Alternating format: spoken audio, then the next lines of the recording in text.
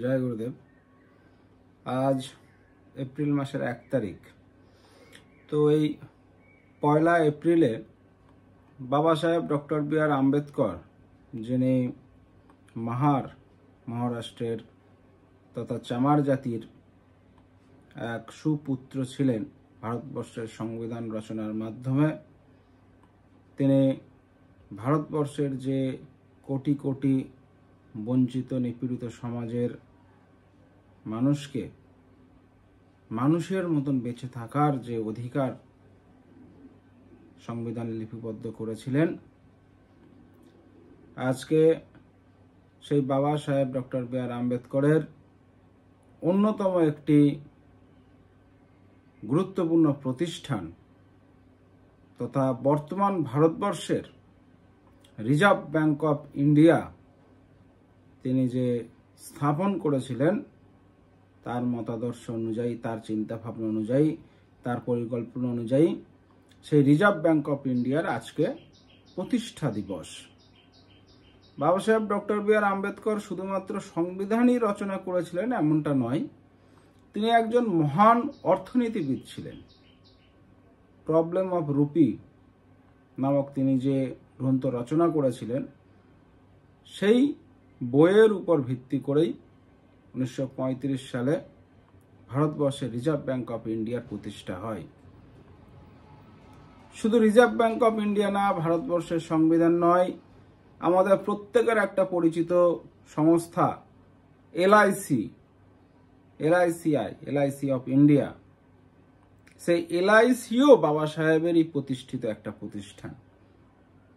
একজন প্রকৃত অর্থনীতিবিদ হিসাবে তিনি যে জিনিসগুলো প্রতিষ্ঠা করে গিয়েছিলেন, তিনি অনেক পরিকল্পনাও করেছিলেন, যে বিষয়গুলো যেমন দামোদর ভ্যালি পরিকল্পনা, হীরাকুদ পরিকল্পনা, নদী বাঁধ দিয়ে সেখান থেকে অর্থনৈতিক জোন তৈরি করেছিলেন তিনি, যে যার মাধ্যমে দেশের বহু মানুষের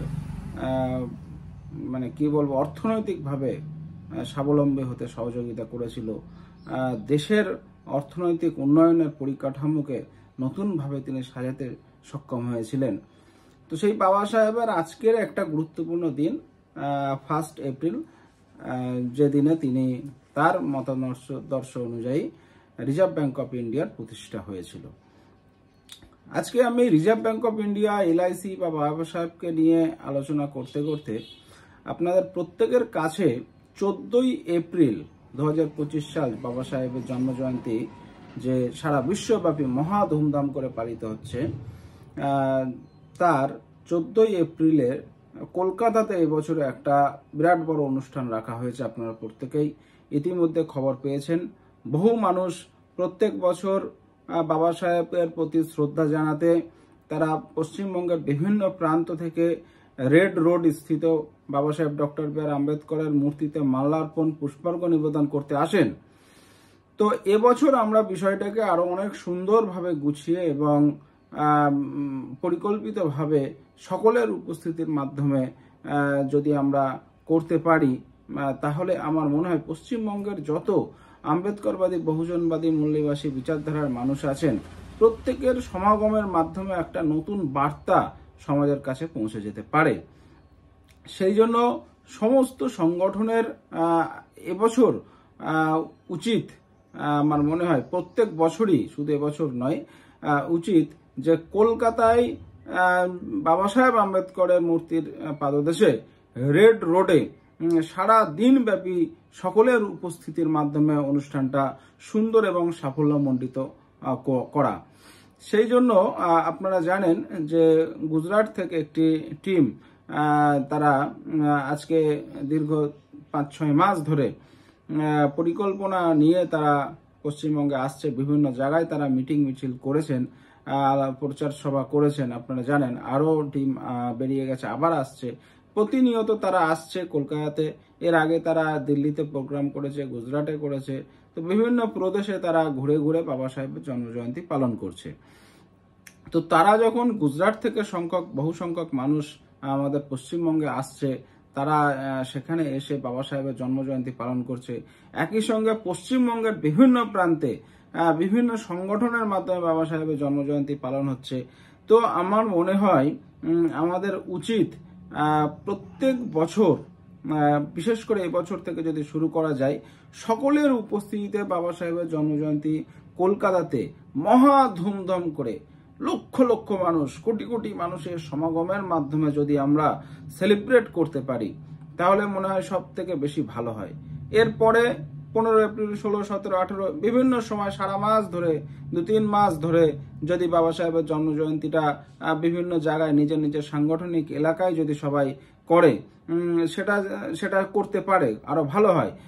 কিন্তু 14 এপ্রিলকে সমবেতভাবে যত সংগঠন আছে নিজের নিজের ব্যানার, ফ্ল্যাগ, ফেস্টুন সবকিছু নিয়ে সদল বলে সবাই কলকাতায় এসে হাজির হোক। তাতে করে আমার মনে হয় সমাজে একটা সব থেকে বেশি একতার বার্তা পৌঁছে যাবে। এসএসডির যারা আছে প্রত্যেককে পশ্চিমবঙ্গে আমরা স্বাগত জানাচ্ছি। তারা দীর্ঘদিন ধরে এখানে এসে প্রচার করে মানুষের মধ্যে যে আম্বেদকরবাদী চিন্তাধারা ছড়িয়ে দেওয়ার চেষ্টা করছে, তাদেরকে সাধুবাদ জানাই। এবং আমাদের পশ্চিমবঙ্গ বাংলার অধিবাসী হিসেবে আমাদের প্রত্যেকের উচিত এই সময় তাদেরকে সহযোগিতা করা এবং তাদের সহযোগিতায় ও আমাদের সহযোগিতায় মিলিতভাবে, সকলে সম্মিলিতভাবে পশ্চিমবঙ্গে আম্বেদকরবাদীদের যাতে একটা বিরাট প্রচার প্রসার তৈরি হয় সেইটা সুনিশ্চিত করা। প্রত্যেককে আমি অনুরোধ করব, সমস্ত সংগঠনের নেতৃবৃন্দদের অনুরোধ করব যে প্রত্যেকে বাবা সাহেবের জন্মদিন এবছর কলকাতায় রেড রোডে এসে উপস্থিত হন। রেড রোড থেকে আমাদের সমাজের মানুষের কাছে একটা বার্তা আপনারা দিন এবং এখান থেকে ফিরে গিয়ে আপনারা নিজের নিজের এলাকায় যদি অনুষ্ঠান প্রোগ্রাম করতে চান তাহলে করুন। তাতে করে আমার সমাজের মানুষের কাছে একটা ভালো বার্তা যাবে, সরকারের কাছে একটা ভালো বার্তা যাবে এবং প্রচার প্রসার করতে প্রত্যেকটা সংগঠনের ক্ষেত্রে একটা সুবিধাজনক স্থিতি পৌঁছে যাবে। কারণ ডিভাইড হয়ে থেকে আমাদের কোনো লাভ নেই। সবাই এই সমস্ত অনুষ্ঠানের দিনগুলোতে সমবেতভাবে একটা বার্তা আমাদের দেওয়া বিশেষভাবে প্রয়োজন আমার মনে হয়। প্রত্যেকের কাছে আশা করব আপনারা এই 14 এপ্রিল নিজের নিজের সাংগঠনিক নেতৃবৃন্দের সঙ্গে আলোচনা করে, গাড়ি ভাড়া করে, ট্রেনে করে বা বাস ভাড়া করে আপনারা নিজের নিজের মতন ভাবে যেভাবে পারবেন আপনারা প্রত্যেকে আপনাদের অভিমুখ কলকাতায় রেড রোড বাবা সাহেব ডক্টর বি আর আম্বেদকরের পাদদেশে হোক, এই আশা রাখছি। প্রত্যেকে 14 এপ্রিলে বাবা সাহেবের জন্মজয়ন্তীর পুনরায় শুভেচ্ছা জানাচ্ছি এবং আপনাদের কাছে অনুরোধ, আপনারা নিজের সাংগঠনিক নেতৃবৃন্দের কাছে বার্তা পৌঁছে দিন। আপনারা নিজের সাংগঠনের কাছে বিষয়গুলো নিয়ে চিন্তাভাবনা শুরু করুন, ভাবুন, ভেবে আপনারা প্রত্যেকে মিটিং মিছিল সহ কলকাতাতে উপস্থিত হওয়ার একটা চেষ্টা করুন।